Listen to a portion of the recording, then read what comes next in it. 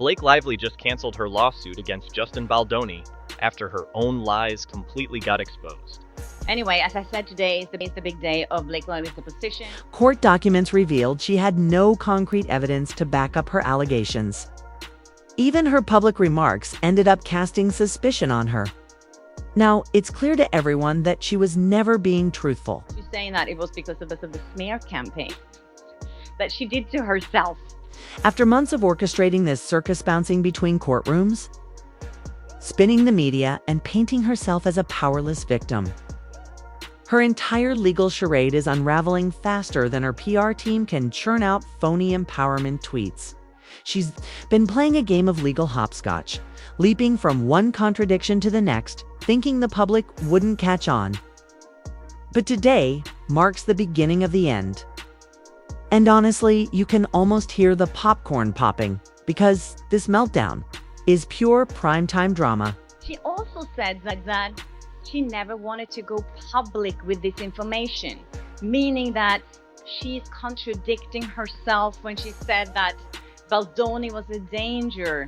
Her deposition date has finally arrived. Dan, you know what that means? The one moment where Blake might actually have to drop the staged photo shoots and Instagram filters and face some real questions. But let's be honest, given her track record, she probably already has a list of excuses ready to go.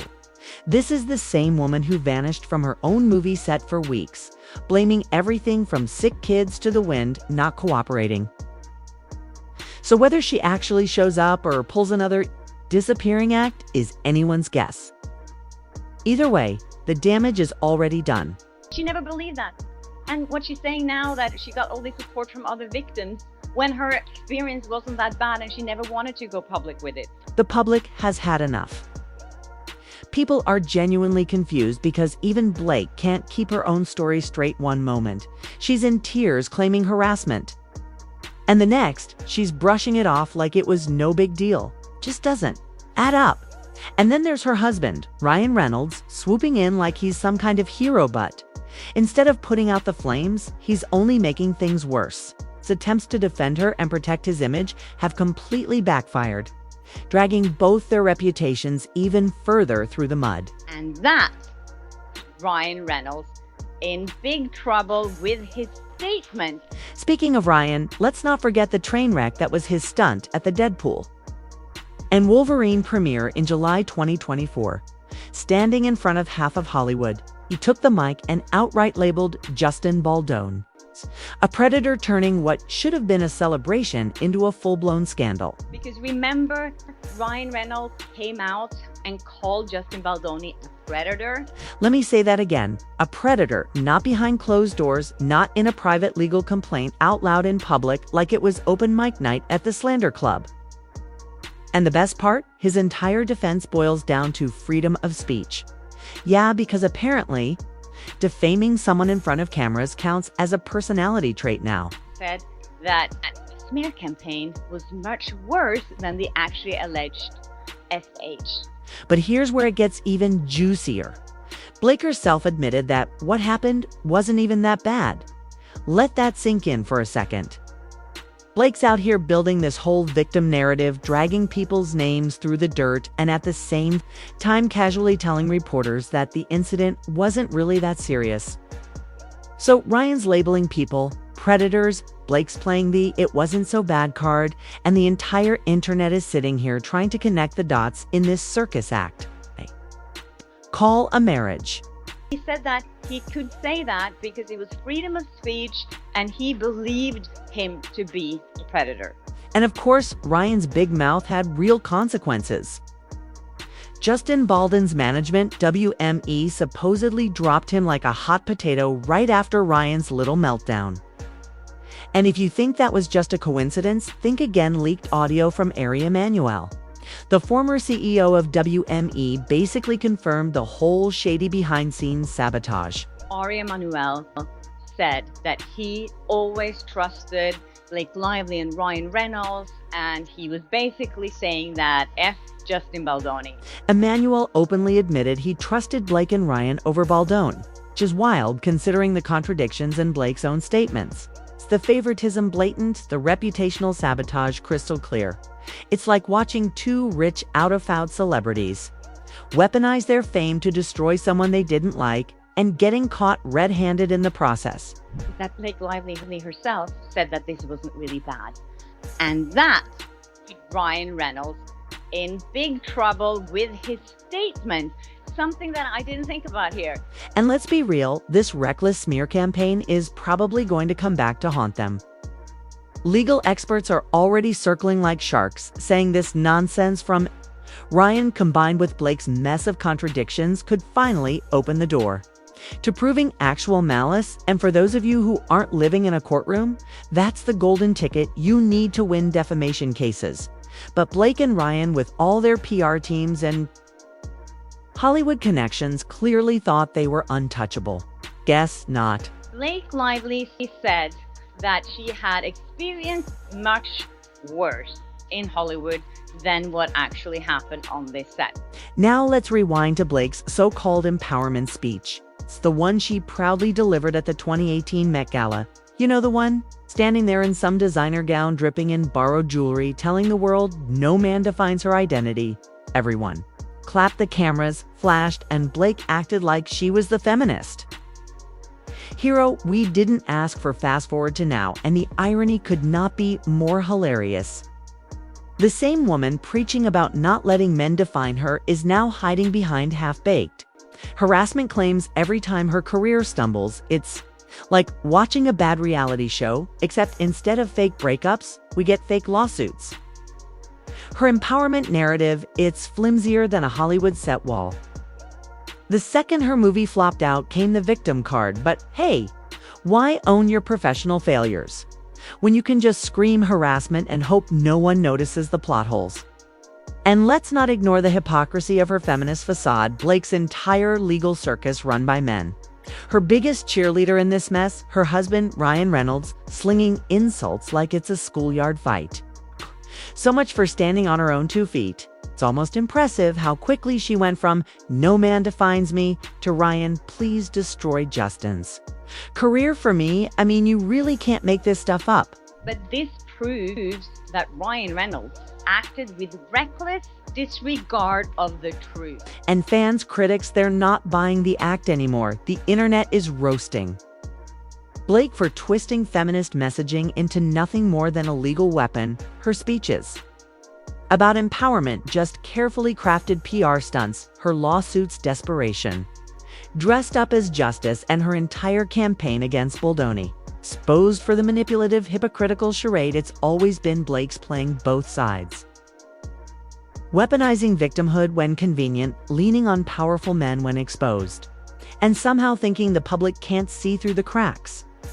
But here's the thing, people aren't stupid, they're watching, they're talking, and the house of cards Blake, built on contradictions and empty speeches, is finally collapsing. He intentionally exaggerated Blake Lively's experience because, of course, he knew that Justin Baldoni wasn't a predator. And with this statement here in this interview, Justin Baldoni could actually prove that. And with every reckless comment, every contradictory statement, and every shady legal stunt, Blake's just proving one thing.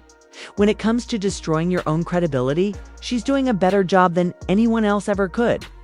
Blake Lively just keeps proving that when it comes to crashing your own reputation, she's working overtime.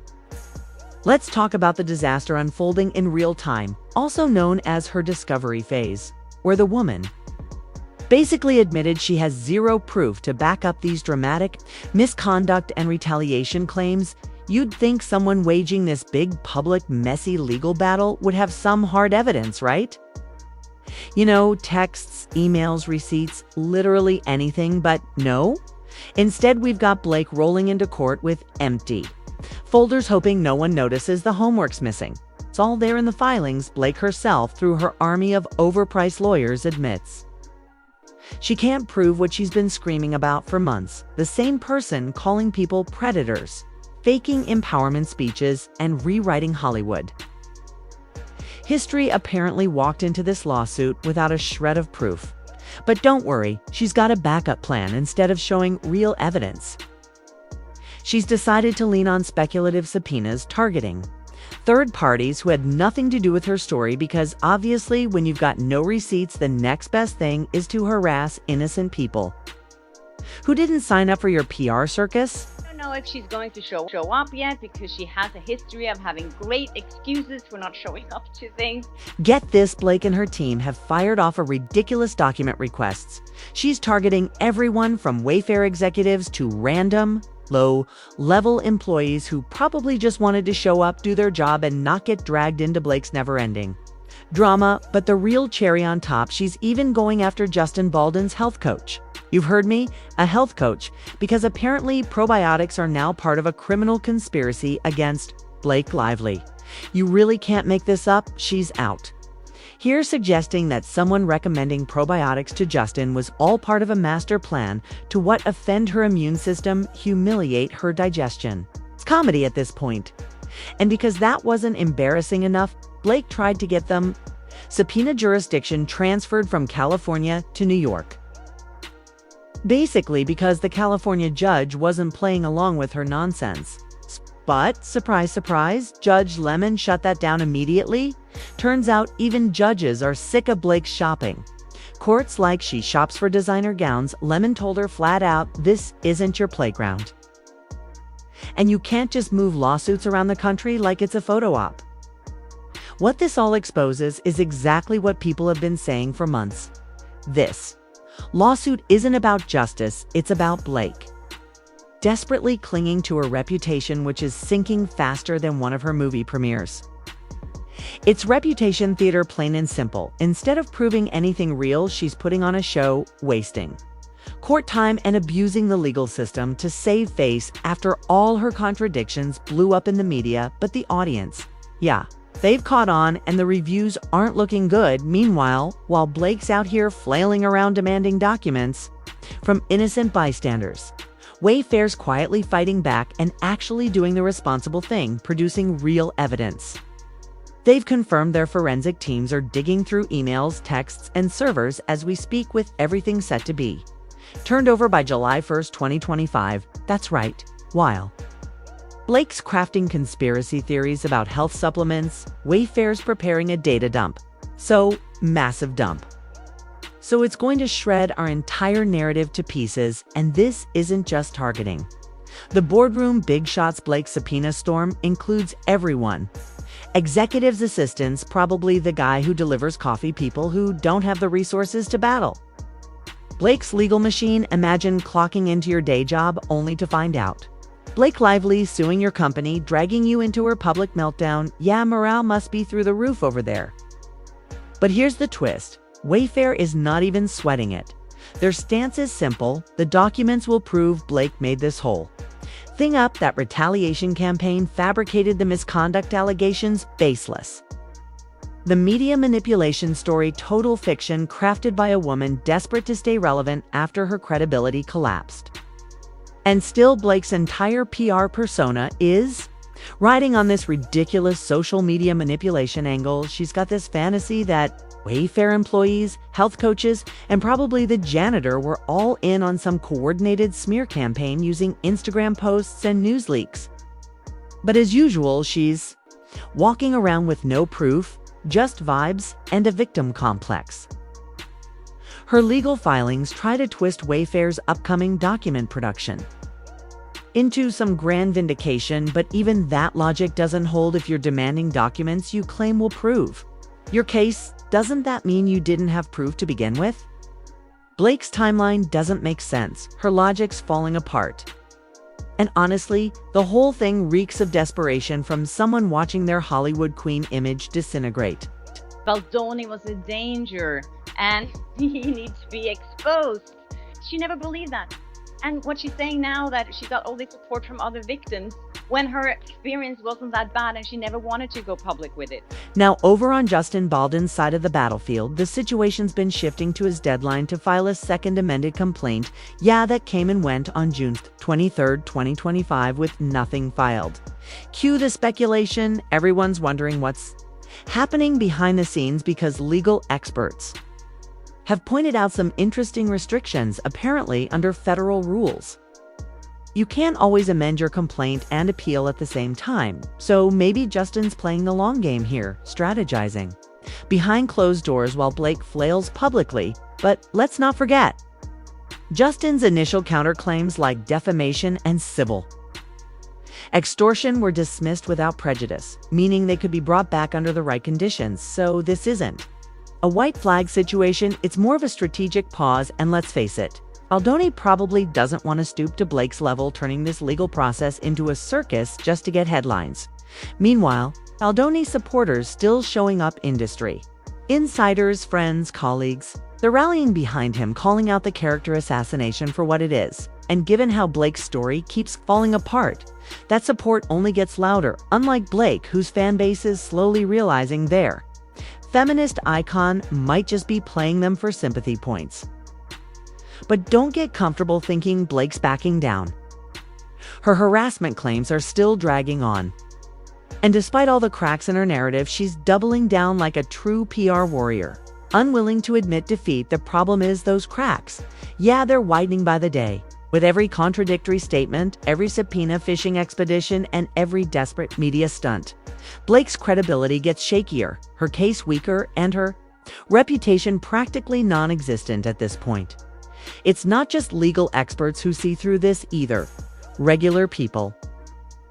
The same fans who once cheered her on the red carpet are over it. They see the contradictions, the hypocrisy, the courtroom games, and they're done buying the performance. And while Wayfair prepares to drop mountains of receipts, Blake's stuck in this never-ending cycle of lawsuits, contradictions, and public roasts, most of which she brought on herself. Blake Lively's carefully crafted Hollywood fairy tale is unraveling faster than her PR team can spin a new narrative. And it's honestly the best thing happening on the internet right now. The media has officially entered meltdown mode, and for once, it's Blake who's front and center for all the wrong reasons. Let's start with Megan Tuohy's New York Times podcast, which should have been Blake's safe space.